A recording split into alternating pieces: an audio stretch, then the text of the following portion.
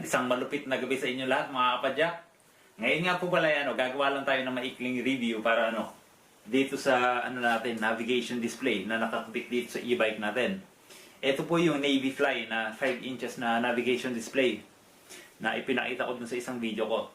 So ngayon mga kapadyak, pag-usapan po natin, ano na ba yung nangyari dito sa navigation na to? Kung para sa akin ba, malaking tulong ba na may ganyan sa e-bike ko? Tapos ano ba yung mga function niya, ganyan, kung satisfied ba ako, kung hindi ba siya palpak. So yan po yung pag-uusapan natin mga kapadyak. I-roll po muna natin yung intro.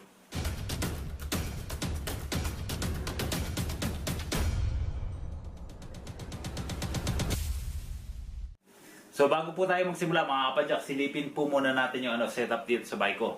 Kung ano ba yung sinasabi ko sa inyo, pati yung navigation na yan. So ito po yung bike ko mga kapadyak.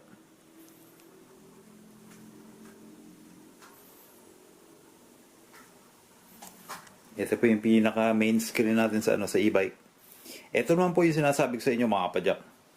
Yung Navy Fly na na navigation display. Ayan laki niyan mga kapadyak, 5 inches. Tapos ito naman yung harapan ng bike natin.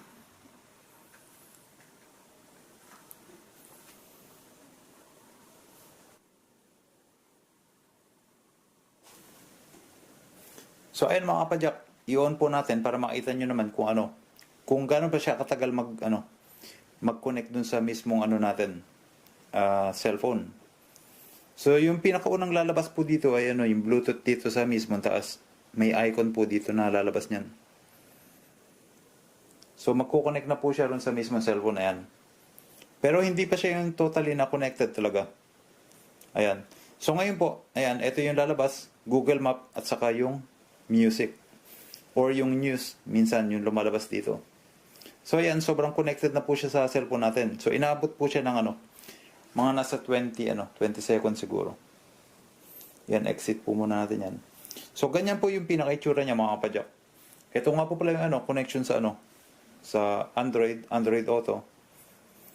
Ito naman sa gitna, ito naman yung pinaka-clock niya, saka yung date. Ito naman yung CarPlay, yung pang connect dun sa iPhone. Dito naman sa ilalim mga kapadyak, ito mga icon na to. Ito yung Bluetooth emission card, Bluetooth music, phone, yung para sa mga tawag-tawag ganyan, saka yung setting. So ganyan po yung magiging itsura mga kapadyak. Kung Android po yung ginagamit ko, ito po yung yung pang connect. So para mabalik tayo yun sa navigation. Yan. Yun lupet. Tapos yung display niya mga kapadyak, yung pagiging touchscreen niya, tingnan nyo. Naman siya, responsive siya sa meron siyang delay siguro ng milliseconds ganyan, pero sobrang naman niya. Yan grabe. Okay na okay yung touchscreen niya mga kapadyak. Hindi siya yung hindi nyo naman maano talaga yung pagka-delay niya. Tapos ayan, kung gusto nyo yung full na na screen na sa music, ganyan din. Tapos pagpapalit-palitin nyo lang ganyan. Ayan, navigation na naman. Tapos dito sa sa mismong ilalim na napapansin nyo, meron siyang control lang music din. So kung i-on natin yan. Ayan. I-ano natin, baka ma-copyright pa tayo dyan. So ayan mga kapadyak. Ayan yung music. Tapos papansin nyo, ayan. Andito rin yung mga Kung i-exit natin yan, i-ano lang natin itong menu dito sa ilalim. Tapos, nandito naman yung mga application, mga kapadyak, mga Messenger, Google Maps, ayan, Samsung Music, Weather. So, nandyan po yan. Exit lang natin. Tapos, dito naman sa sa SD card, mga kapadyak, kung pipindutin nyo yan, may SD card na nakakabit dito. So, ayan, mag-automatic siya mag-play ng Tapos, i-ano po natin itong, ayan, para makapili tayo ng mga music. Dito naman yung video. Dito naman yung mga pictures. Sa video naman mga kapadyak, hindi siya supported ng mga kapadyak ng 4K. 1080p lang po itong na to. Minsan nga, pagka may 4K dito, hindi siya napiplay. So, ito yung isang video ko sa YouTube, ayan. Naka-save dito. So, okay na okay talaga. Tapos yung pinaka-speaker niya mga kapadyak, hindi pa nga naka-max to. Ayan Napakalakas nito mga kapadyak, kaya lang hindi ko minamax yan kasi para sa akin dito sa malakas na siya. Hindi naman siya kailangang i-ano talaga. Okay na sa akin yung ganyan. Ito naman sa kung gabi, dito, ayan, para mas malabo. Kasi ito mga kapadyak, ngayon, kitang-kita to sa gabi mga kapadyak. Okay na okay itong ganito. Kung napapansin nyo nga, mas malinaw siya ngayon. Mas na mababasa nyo yung ano, yung mga nakalagay dito. Kasi nga, itong pang umaga, papansin nyo, ayan. Napakalinaw. Sakit nga sa mata pag ano. So, ayan, ganyan yung itsura mga kapadyak. Napakaganda. So, ayan mga kapadyak, nakita nyo na yung navigation display natin. Kung ano ba yung itsura sa function niya. Ayan. So, tanong ng mga tao dyan, maire-recommend ba to sa mga kapadyak natin yan na gustong bumili? Depende yan mga kapadyak kasi nga maraming type ng mga navigation display na makikita nyo sa market. So sa YouTube siguro napakaraming beses nyo na nakakita ng mga navigation display na may kasamang camera sa harap at likod. So yun mga kapadyak, mas maganda yung function niya. Siyempre may additional, kaya lang yung presyo, siyempre dagdag din yan, mas mahal yun.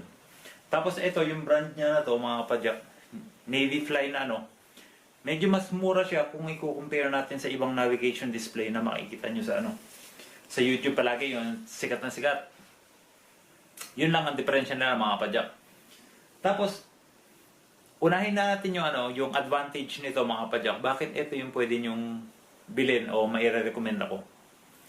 Sa mga tao dyan na mahilig sa adventure, so kung ang hanap nyo lang ay navigation o yung Google Maps na dito sa screen, na hindi nyo na kailangan ng camera, harap at likod. So ito mga kapadyak, recommended talaga, napakaganda ng function niya. Okay na okay talaga. Kasi kung ano yung function ng mga yung mga mamahalin, nakukuha naman niya. So okay talaga. Tapos ang isang advantage pa nito, meron siyang USB connection. So katulad nito, bakit nakagamit ako ng ganito sa e-bike ko? Samantalang yung ganitong display pang motor sana, di ba?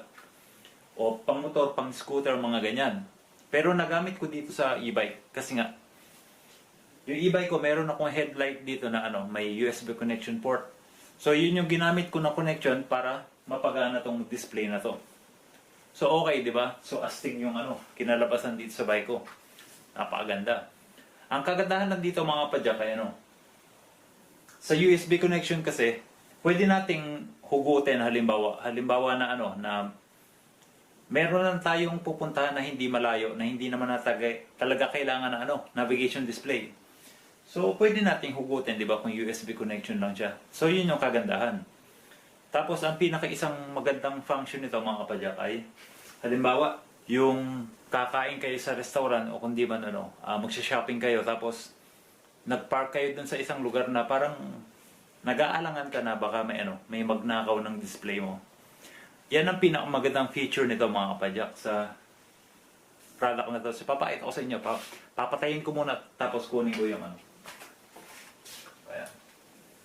Ang kagandahan nito mga kapadyak ay ito, sobrang easy niyang kunin kasi may screw lang siya rito sa likod, sa mismong case niya. Tapos, pindutin nyo lang yan. Ayan. So, pwede nang dalhin yung mismong display. Ayan. So, ang natira na lang dito sa bike ko, yung yung pinaka case na lang niya. So, napakaganda mga kapadyak na kung halimbawa nga, natatakot kayo na baka nakawin yung display. So, itong na to, produkto na to, pwede mong kunin yung pinaka-display. Tapos, ibabalik mo lang to. Ganyan lang. Napaka-easy mga kapadyak. Ayan. So, i-clip nyo lang. Hindi na siya mahuhulog kasi naka-clip siya sa taas at saka sa baba. May nakatusok. So, kahit ganyan lang siya, idaan nyo rin sa mismong mga lubak-lubak. Hindi siya mahuhulog. Pero syempre, kung gusto nyo yung pinaka talaga safety na di siya mahulog, meron siyang maliit na screw sa likod. Pipihitin nyo lang yan.